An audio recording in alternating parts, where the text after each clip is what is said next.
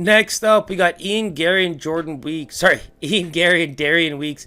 And the reason why I said Jordan was because I was going to bring up Jordan Williams. And there's something about Jordan Williams that, if you want a good UFC debut, Jordan Williams is the kind of guy that's going to give you a good fight.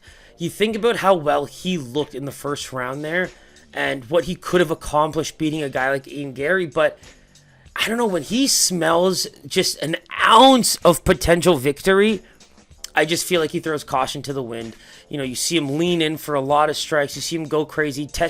Jordan Williams is willing to test his own chin so much. It's just not even funny. And you think about the guys that he's fought and how they've ended up getting a come-out party because of their performance against him. It just makes you wonder if Jordan Williams had that ring IQ and that discipline to go along with, what is actually a pretty good chin and all-around ability.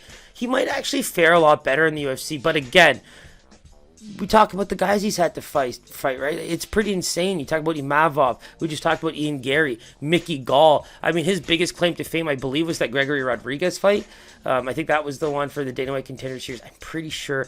But, for me, you look at the past fights, and it's just, the tail of the tape is out on him. I just think that it's almost like if you let him hit you in the face maybe 10, 20 times, he's just going to believe that you are so beatable that he's going to drop all guard and just be ready to go crazy. And I think that's what he did against Ian Garry. You look at that fight, he was able to do damage. I mean, Garry was eating some serious blows.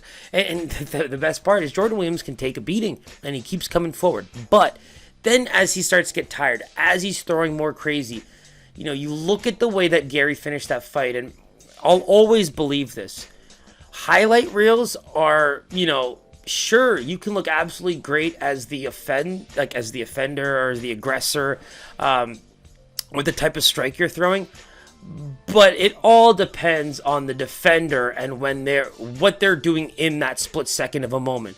And frankly, body kick to just a looping hand that, the kick didn't even really land enough to steer Gary's, attention away from the hands. And all he did was just lean back. And you see this with so many fighters when it's almost like there's a pause and a standstill. And I can only imagine that in a fighter's head, it's just like this beautiful rainbow and stars and colors that come up. And it's like, oh my God, performance bonus time. Boom! Right, just clean across the chin, drops him, lands the insurance blows, and it's just like, you come out of that like, oh my God, Ian Garry, oh my God, what a finish, 1 second left in the round, and all this craziness. And then you kind of look back and you're like, yeah, but it's Jordan Williams. Jordan Williams, when he thinks he's beating you, just all of a sudden becomes a guy that's very beatable. And that's just, I feel like that's his MO. And that's the one thing he needs to change to be a better fighter. But going into Darian Weeks, we saw him take on a short notice fight, right? And a very competitive one. Like, that was the part that really blew me away. And Brian Barberina, right? We're seeing him do well and then fall off and then do well again. He's just a really tough fighter to call at this point, especially in that Matt Brown fight. But in this one, he looked great. And I mean, that's not taking anything away from Brian Barberina right now. But again, Darian Weeks, what did he do well? For a guy who was coming in on short notice, I mean, the gas tank looked all right. He was going for the shots and the takedowns a little bit later in the fight to avoid any of the bigger blows. I thought he held his own on the feet, but then you think about the looping and you think about just the way that he's kind of setting up his combos. I think that's what we just saw from him in that fight. Good leg kicks, sets up a big left hand pretty well. And again, for me, in a striker's fight, it just looks like Garry should have the edge here. But I think that Darian Weeks in a full camp might have that cardio and the ability to mix it up so well that it's going to give Garry a lot to think about. And you think about the technical fighters and the way that Gary's just being compared to the Conor McGregors and things like that. You have to back that up. And for me, I'm just really curious to see how good Garry is, because there's taking punches from Jordan Williams and still, blood drooping from your nose with, just 3 minutes go into the first round. And then there's one punching Jose Aldo in less than 20 seconds.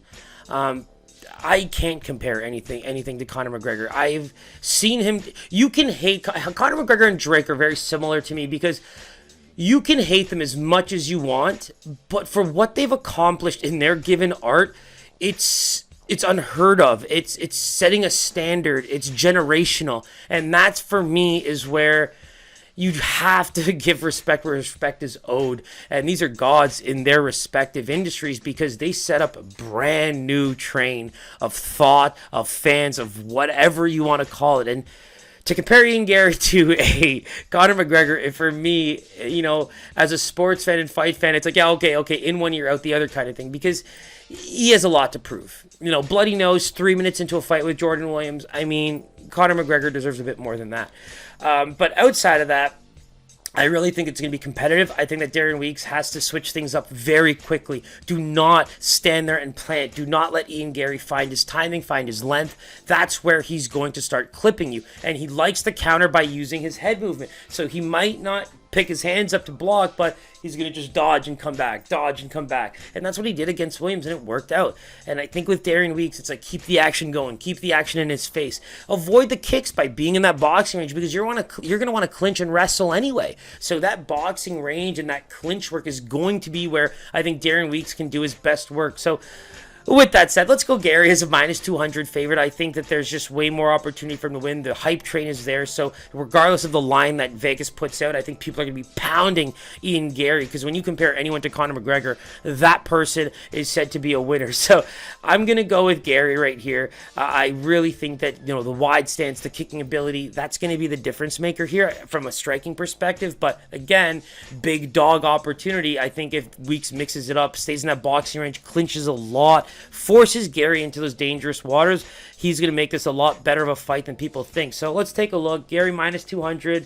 And yeah, man, we were on that opening line, and this is exactly what you expect from Vegas, right? Just a quick little betting, capping, whatever the hell you want to call it, tip here. But Ian Garry opens as a minus 225.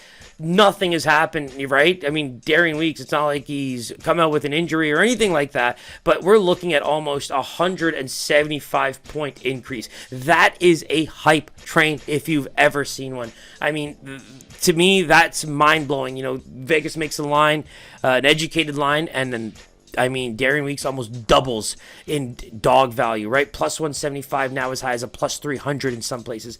These are the things you want to keep an eye on. And I know a lot of people will say, I don't care what the line is for Ian Garry, but you have to consider money management, right? Like minus 225 value now at minus 400.